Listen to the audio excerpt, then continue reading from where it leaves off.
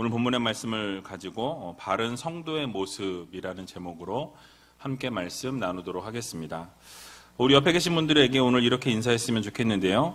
바른 성도들이 됩시다. 바른 성도들이 됩시다. 지금도 바른 성도로 살아가고 계시지만 더 바른 성도의 모습으로 설 때 하나님의 마음을 기쁘게 해드리고 또 하나님의 마음을 시원케 해드릴 수 있는 귀한 우리 우이제일교회 모든 성도님들이 다 되시길 주님의 이름으로 간절히 축원합니다.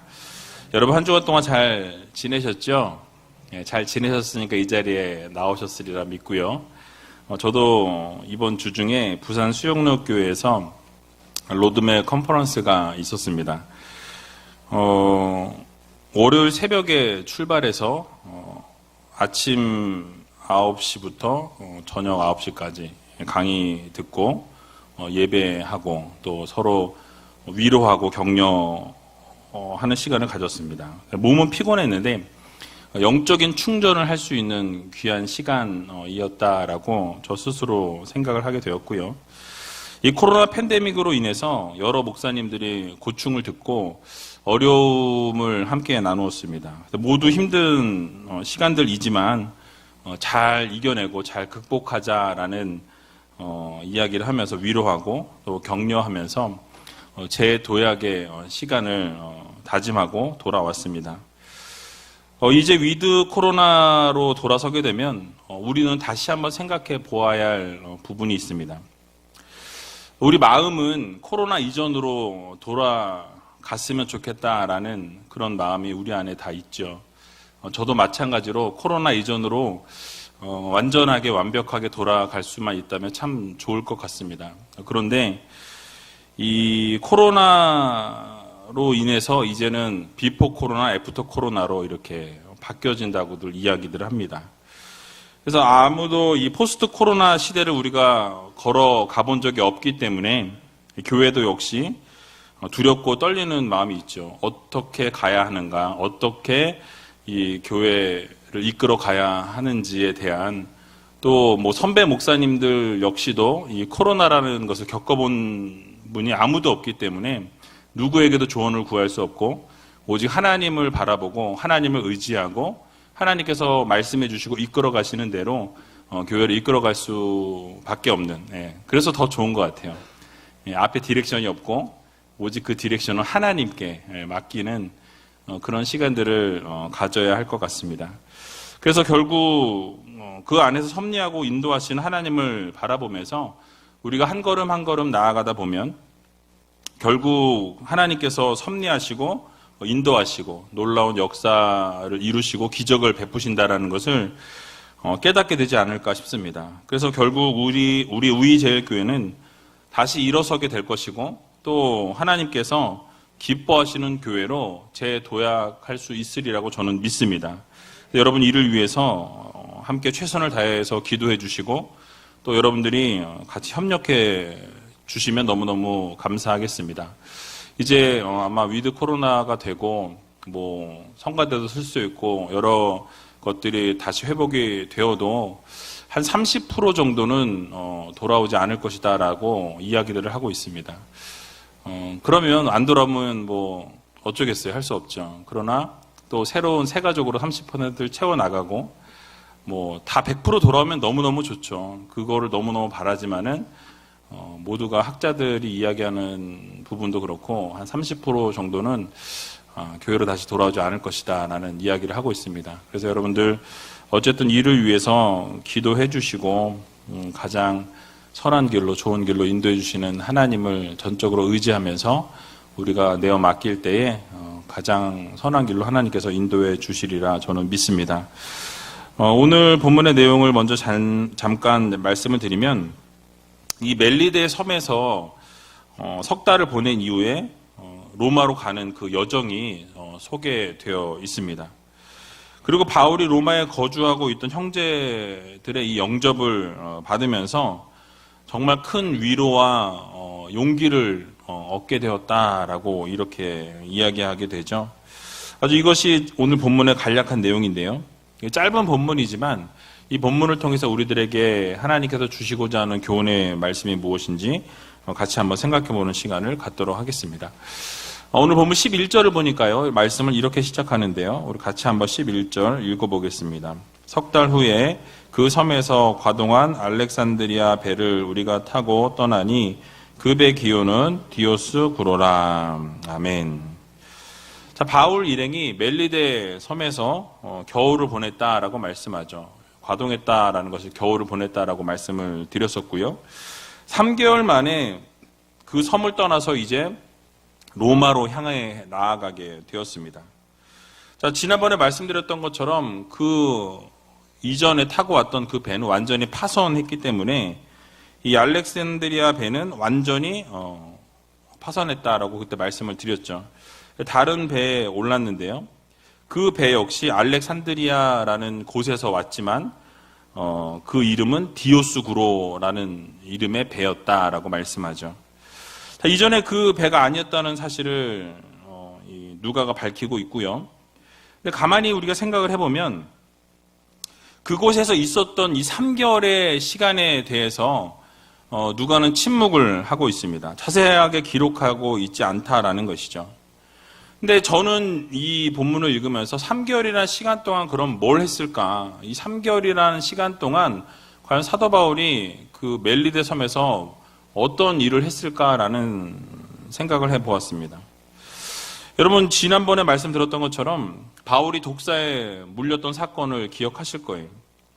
근데 바울이 독사에 물렸음에도 불구하고 바울은 아무런 상처도 입지 않았고 죽지 않게 됩니다. 이 사건을 계기로 이 멜리데 섬 원주민들로부터는 어떻게 됩니까? 존경을 받고 이 사랑을 받는, 주목을 받기 시작했다라고 말씀을 드렸죠. 그리고 바울은 그 섬에서 가장 높은 사람이었던 보블리오라는 사람의 부친이 열병과 이질로 고생하고 있고 죽을 위기에 놓여 있을 그때에 어떻게 했습니까? 안수하여 주고 기도해 줌으로 그 아버지가 회복이 되어지는 놀라운 기적의 역사를 이루었다라고 말씀을 드렸죠. 그래서 신뢰와 존경을 아마 얻게 되었을 거라고 저는 생각합니다. 그리고 나서 그 이후의 이 상황들이 어떠한 일들이 어떻게 이루어졌는지를 나오지 않고 있어요. 자, 그러면 그 3개월 동안 여러분 뭘 했겠습니까? 여태껏 바울이 이 전도 여행들을 다니면서 또 그의 삶 속에서 그는 틈만 나면 뭐 했죠? 싸웠나요? 뭐 했습니까? 복음을 전했어요. 예수 그리스도의 복음을 증거했던 것을 우리가 계속해서 살펴보았습니다. 그래서 아마 이 멜리데 섬에서도 열정적으로 복음을 증거했을 것으로 추측해 볼 수 있습니다. 이렇게 생각을 해보면 유라굴로 광풍을 만나서 이 멜리데 섬까지 그렇게 밀려오게 된 것을 우리가 생각해 볼 때 결국 이 모든 일이 우연히 일어난 것이 아니다라는 것을 우리는 깨닫게 되는 것이죠. 그러니까 멜리데에 있는 섬 사람들을 하나님께서 구원하시고자 해서 어떻게 합니까? 그 일들을 이루시게 한 거예요. 그러니까 결과론적으로 우리가 보게 되면 어떻습니까? 당시에 바울 일행과 그 배에 타고 있는 276명은 고생을 했고 고난을 겪었고 힘든 일들을 당했지만은 결국 그 멜리데 섬에 있는 이 원주민들조차도 하나님께서 구원하시고자 하는 계획과 뜻과 섭리를 가지고 계셨다라는 것을 우리는 깨닫게 되는 것이죠. 자주 말씀드렸지만 여러분들의 삶에서 일어나고 있는 일들, 그것이 뭐 좋은 일이든 나쁜 일이든 또 어려운 일이든 고난의 일이든 그 모든 것 하나하나가 다 우연히 일어난 것은 없다라는 것을 여러분들 모두 믿으시기 바랍니다.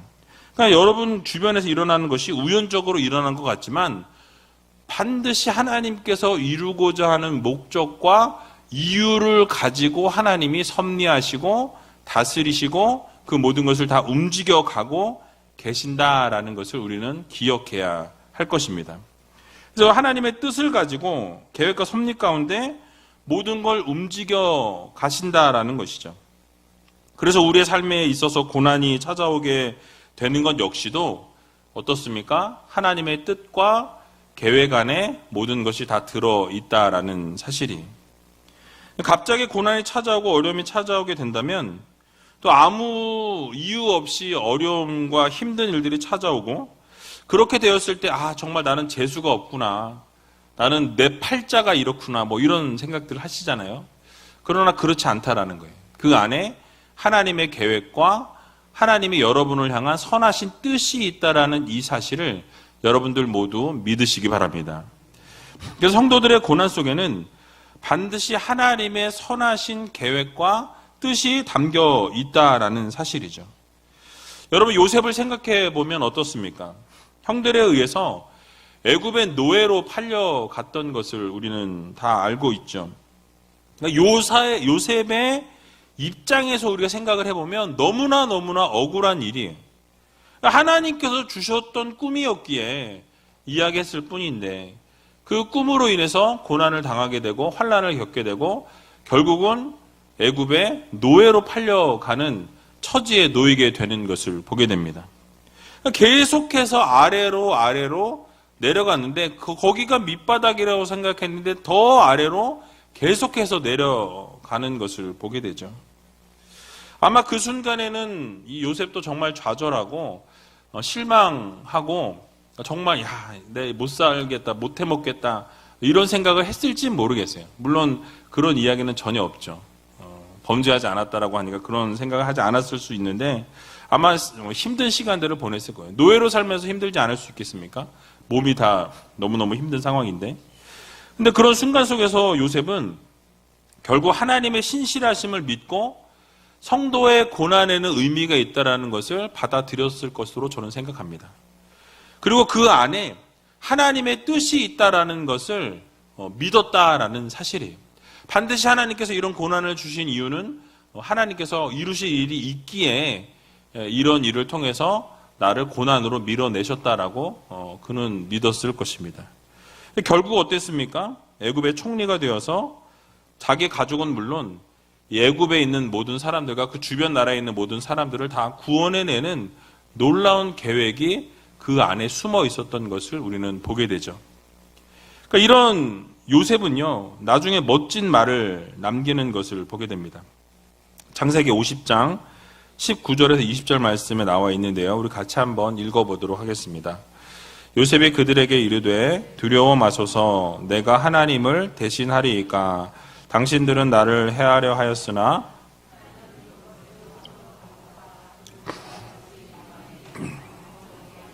하셨나니. 아멘. 여러분, 무엇입니까? 그러니까 자신의 뜻대로 되어지는 것이 아니라 누구의 뜻대로? 하나님의 뜻대로 되어지는 거예요. 당신들은 나를 해하려고 했지만 그것을 누가? 하나님께서 선으로 바꾸어 주셨다라고 말씀하죠. 그러니까 인간의 뜻과 하나님의 뜻은 다르다라는 거예요. 사람이 계획할지라도 그 걸음을 인도하신 자는 누구십니까? 여호와 하나님이시라고 성경은 말씀하고 있는 것이죠. 그래서 여러분, 인간들은요, 언제나 하나님의 뜻을 거스리고 자신의 뜻대로 행하려고 하는 습성과 그런 모습이 우리 가운데 있다라는 것이죠. 나의 뜻을 관철시키려고 하는 그런 습성이 있어요. 내가 하고자 하는 것은 내가 반드시 그것을 끝내고 이루고자 하는 그런 마음이 우리 안에 있다라는 것이죠. 그러나 하나님께서는 그 일이 선하지 못할 때는 어떻게 하십니까? 결국 그 일을 하나님께서 선으로 바꾸어 주시는 하나님이심을 우리들에게 말씀해 주고 있는 것입니다. 그러므로 여러분들의 삶 속에서 고난이 찾아오고 또 어려움이 찾아올 때 그 고난 가운데에는 반드시 하나님의 뜻과 하나님의 계획이 숨어 있음을 여러분들 모두 믿으시기 바랍니다. 당장은 풀리지 않고 당장은 해결되어지지 않는 것 같고 당장은 그 끝이 보이지 않는 것 같으나 결국은 그 일들을 통해서 하나님이 여러분들의 믿음을 세워나가시고 여러분들의 삶을 하나님이 완전히 주관하시고 하나님이 그 일들을 통해서 여러분과 교제하기 원하신다라는 것, 여러분과 대화하기 원하시고 여러분들에게 말씀하기 원하시고 여러분들의 삶을 받으시기 원하시는 하나님의 그 뜻이 그 안에 숨어 있다는 것을 여러분들 모두 기억하시기 바랍니다. 그래서 그럴 때 우리는 어떻게 합니까? 낙심하거나 포기하는 우리가 아니라 하나님이 이루실 일들을 기대하며 살아가는 성도들이 되어야 한다라는 사실이에요. 그것이 바로 바른 성도들의 모습입니다. 그래서 여러분 어려운 일이 있을 때, 힘든 일들이 있을 때 그 모든 것을 하나님께서 결국 이루어 가신다라는 이 사실을 여러분 모두 믿으시고 신실하신 하나님을 끝까지 신실하게 바라볼 수 있는 귀한 우이제일교회 모든 성도님들이 다 되시길 주님의 이름으로 간절히 축원합니다. 자, 이제 본문 12절과 13절의 말씀을 보게 되니까 로마로 향해 나아가는 이 여정이 기록되어 있는데요. 같이 한번 읽어보겠습니다. 수라구사에 대고 사흘을 있다가 거기서 둘러가서 레기온에 이르러 하루를 지난 후 남풍이 일어나므로 이튿날 보디올에 이르러. 아멘. 자, 어려운 이 지명이 계속 나오고 있죠. 사실 이런 지명들이 나오면 슬쩍 다 넘겨버리고 싶어요. 그죠? 근데 먼저 수라구사라는 곳은 이 멜리데 섬의 북쪽에 있는 항구입니다. 북쪽에 한 150km 정도 떨어져 있는 항구라고 하는데요. 그곳에서 사흘을 보냈다라고 말씀하죠. 그러고 나서 어디로 옮깁니까? 레기온이라는 곳에 가서 하루를 살게 되죠. 하루를 지내고 난 이후에 어떻게 됩니까? 남풍을 타고 보디올이라는 곳으로 갔다라고 말씀하고 있습니다. 이 여정들을 보게 되면은 이 멜리데 섬에서 떠나서 로마로 바로 직행해서 간 것이 아니라 어떻게 되었습니까? 하루는 이곳에, 하루는 저곳에 계속해서 가면서 중간중간 항구마다 들리게 되었던 것을 보게 되죠. 그러니까 여러 항구를 들렸다는 것을 우리가 알게 되는데요. 이것을 보면서 여행길에는 언제나 쉬기 위해서 머무르는 장소가 있었던 것을 우리는 알게 되는 것입니다. 잠시 머물면서 뭐 했겠어요? 여행 중에 쌓였던 피로들을 좀 풀어내고 다시 출발할 새 힘을 그 쉼을 통해서 얻게 되는 것을 우리가 보게 되죠. 그러니까 이것을 보면서 우리는 영적인 의미로 좀 이 본문을 12절과 13절을 해석해 볼 필요가 있는데요. 우리가 영원한 처소를 향해 지금 나아가고 있습니다. 여러분들이 어디를 향해 나가고 있죠? 어디요? 우이동이요? 저 천국을 향해서 우리는 지금 하루하루 살아가면서 저 천국을 향해 나아가고 있습니다. 영원한 처소를 향해서 나아갈 때 우리가 잠깐 머무는 곳이 여기저기 있다라는 것이죠. 그러니까 인간의 삶의 그 큰 틀에서 우리가 우리 자신을 들여다보면 가정이라는 울타리에 처음에 머무르게 되죠. 또 조금 성장하게 되면 학교라는 울타리 안으로 들어가게 됩니다. 학교를 졸업하게 되면 어떻게 됩니까? 직장이라는 울타리에 들어가게 되고요. 또 직장이라는 울타리를 거쳐서 결혼을 하면서 새로운 가정을 또 이루게 되는 것을 보게 되죠. 이런 과정들을 통해서 계속해서 성장하게 되고 성숙하게 되고 결국 어떻게 됩니까? 비로소 하나님께서 부르시면 주님의 품에 안기게 되는 거죠. 물론 이런 과정 속에서 중간에 부르시면 우리는 하나님께서 부르시는 그 즉시 주님 앞에 하나님 앞에 나아갈 수밖에 없는 연약한 존재들이다라는 사실이에요. 자, 이런 과정을 생각해 볼 때 이 세상은 하나님 나라를 향해서 나아가는 과정 중에 잠깐 어떻게 해요? 머무는 장소다라는 것을 우리는 생각해 보아야 할 것입니다. 그러니까 이 땅에 살아가면서 우리는 천국 잔치를 바라보면서 살아가는 성도들이라는 것을 잊지 말아야 할 것입니다. 그러니까 여러분 우리가 그럼 이 땅에서 뭘 준비해야 됩니까? 그냥 예를 들면 우리가 입을 예복을 준비해야 되고 저 천국에서 앞으로 하나님 앞에 섰을 때 우리가 이렇게 살았습니다라고 어떤 믿음의 어떤 열매들 여러분들이 이 땅에서 살면서 하나님께서 말씀하신 대로 살면서 이루어냈던 그런 열매들을 하나님 앞에 보여드려야 할 것입니다. 준비해야 된다는 거죠. 또 천국 백성으로서의 우리의 어떤 인격들을 우리가 갖추어 내야 하고요. 또 하나님께서 기뻐하실 것들을 우리가 이 땅에서 살면서 하나하나 준비하고 날마다 기도를 올려드리고 찬양을 올려드리고 감사를 올려드리면서 어떻게 해야 합니까? 하나님이 기뻐하시는 삶을 향해 한 걸음 한 걸음 걸어나가는 성도들의 바른 삶을 우리가 살아내야 한다라는 말씀이에요. 그래서 이 모든 것을 이 땅에서 준비해야 되는데 그러다 보면 우리가 깊이 생각해야 될 것은 이 땅은 우리의 최종 목적지가 아니다라는 것을 반드시 기억해야 합니다. 여러분들의 최종 목적지가 어디라고요? 저 천국이에요. 이 땅이 아니라. 이 땅이 아니라 여러분들의 목적지는 저 하늘나라, 하나님이 계시는 저 천국이 우리의 최종 목적지라는 것을 반드시 기억해야 할 것입니다. 그래서 여러분, 마치 여행을 하면서 우리가 어떤 여행지에서 너무 그 여행지가 좋다고 어떻습니까? 여기 살고 싶다라는 생각은 하지만 사실 그곳에서 만약에 한 달을 살고 2달을 살고 6개월을 살고 1년을 산다고 생각해 보세요. 살 수 있을까요? 살 수 없습니다. 그냥 거쳐가는 장소일 뿐이라는 거예요. 우리가 영원히 거할 처소는 하나님 나라, 천국이라는 것을 우리는 기억해야 한다는 거예요. 이 땅에서 여러분 모르겠어요. 어떤 분들은 너무 행복하고 너무 좋은 시간을 보내고 있고 절대로 하나님 나라 가기보다는 이 땅에서 살고 싶은 분이 있으실지 모르겠어요. 그런 분들은 잠깐 오른쪽 눈을 살짝 감아보세요. 몇 분 계신 것 같아요. 눈을 살짝 이렇게 하신 것 같은데. 어쨌든 여러분, 우리가 가야 할 영원한 처소는 천국이에요. 하나님께서 다스리시는 것, 하나님을 영원히 찬양하고 하나님과 영원히 함께할 그 아름다운 나라, 천국을 우리가 소망하고 그 천국을 향해 우리가 나아가고 있다라는 사실이죠. 그래서 사도 바울도 뭐라고 고백합니까? 고린도 후서 5장 1절에 보면 이렇게 고백하죠. 같이 한번 읽어보겠습니다. 만일 땅에 있는 우리의 장막집이 무너지면 하나님께서 지으신 집, 곧 손으로 지은 것이 아니요 하늘에 있는 영원한 집이 우리에게 있는 줄 아나니. 아멘. 자, 우리의 장막집이 무너진다라는 것이 무엇입니까? 우리의 육체가 망가지고 무너진다라는 거예요. 죽음을 맞이한다라는 거죠.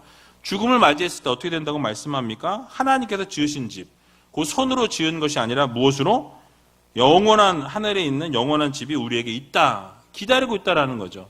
그러니까 우리가 이 땅에서의 사명을 마치고 우리의 호흡이 다하게 되고 생명이 멈춰지게 되면 어떻게 됩니까? 저 하늘나라, 하나님이 준비하신 영원한 천국이 우리 앞에 있다라는 것을 이야기하고 있는 것이죠.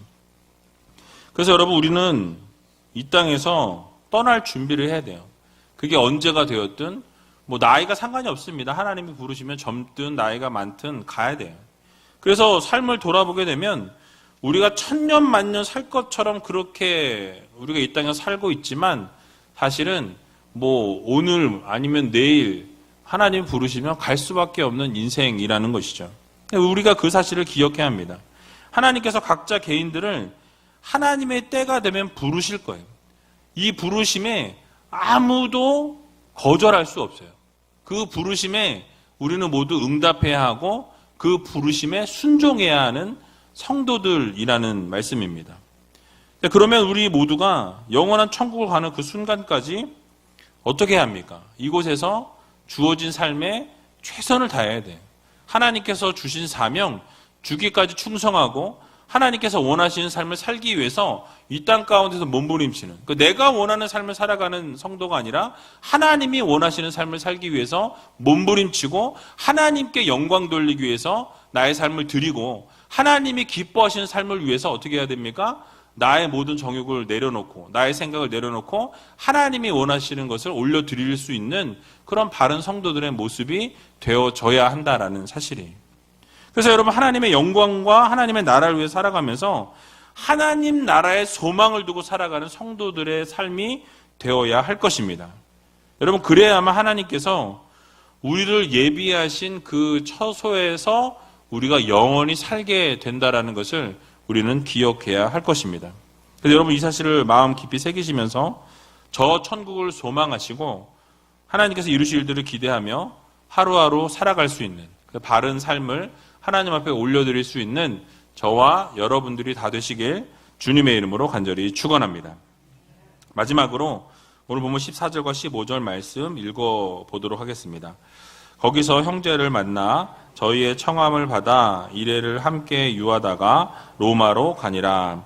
거기 형제들이 우리 소식을 듣고 아비오 저자와 삼관까지 맞으러 오니 바울이 저희를 보고 하나님께 살해하고 담대한 마음을 얻으니라. 아멘. 자, 그곳에서 지금 형제를 만났다라고 말씀합니다. 여러분, 여기서 형제는 무엇이냐면 영적인 형제, 즉 믿음의 동역자를 이 로마를 향해 가는 도중에 만났다라고 이렇게 말씀하고 있는 것이죠. 그들을 만나서 청함을 받고 7일 동안 함께 유했다라고 이렇게 말씀하고 있습니다. 그리고 나서 로마로 갔다라고 설명하는데요. 자, 우리가 가만히 생각해 보아야 될 부분이 하나 있는데요. 지금 바울이 어떤 형편입니까? 바울이 전도 여행을 다니는 그런 상황이 아니에요. 어떤 상황이죠? 죄인으로서 지금 로마로 가고 있는 상황이에요. 그러니까 로마로 지금 죄인의 상황에서 로마를 향해 가고 있는 그 상황인데 어떤 상황이 벌어진 거예요? 그 동역자, 믿음의 동역자들이 바울을 청해서 함께 일주일이라는 시간 동안 함께 했다라고 이렇게 말씀하고 있는 것이죠. 여러분, 믿음의 동역자의 청함을 받고 7일을 보냈다는 것은 정말 흔한 일이 아니었어요. 무엇입니까? 지금 백부장이 있고 군사들의 호의를 받으면서 지금 로마를 향해서 자기 죄에 대해서 변호하기 위해서 지금 나아가고 있는 죄인의 신분입니다. 그런데 얼마나 바울이 믿음을 심어주었고 그들에게 신뢰를 얻었으면 죄인의 몸임에도 불구하고 어떻습니까? 7일이라는 시간 동안 개인 시간을 가질 수 있도록 풀어줬다라는 거예요. 사람을 만나고 그런 시간을 보낼 수 있도록 일주일의 시간을 주었던 것을 보게 되는 것이죠. 뿐만 아니라 믿음의 동역자들이었던 그곳에 왔던 그 사람들의 모습도 우리는 생각해 볼 필요가 있습니다. 지금 바울은 죄인으로 호송이 되어지고 있는 상황이었어요. 무슨 죄를 저질렀는지 의심해 볼 필요도 있죠. 물론 그동안 바울이 정말 하나님이 신실한 종으로서의 삶을 살았지만 그 사이에 어떤 일이 어떻게 벌어졌는지 아무도 모른다라는 것이죠. 그래서 죄인과 함께 일주일이라는 시간을 보내고 교제한다면 혹시나 다른 사람들이 볼 때 이 죄인으로서 호송되고 있는 사람과 일주일의 시간을 보내고 있는 모습을 본다면 여러분 어떻겠습니까? 쉽게 말하면 여러분 죄수복을 입은 사람이 여러분 앞에 나타났어요. 근데 여러분의 친구라서 일주일한 시간을 그 사람과 함께 보내고 밥을 먹고 뭐 쇼핑도 하고 사람들 만나러 밖에 나가는데 사람들이 다 쳐다봤단 말이에요. 그럼 여러분을 보면서 여러분 주변에 있는 분들이 어떻게 생각하겠냐라는 거예요. 그런 의식을 안 할 수 없는 것이죠. 근데 그럼에도 불구하고 그 사람들은 어땠습니까? 바울을 따뜻하게 맞이했고 함께 교제하는 것을 기뻐하고 즐거워했던 것을 우리는 보게 되는 것이죠. 그러니까 그런 위험을 개의치 않았다라는 사실이에요. 같이 죄인 취급을 받을 수 있는 상황이었음에도 불구하고 그런 것을 전혀 개의치 않고 바울과 함께 일주일이라는 시간을 보냈던 것을 우리는 알게 되는 것입니다.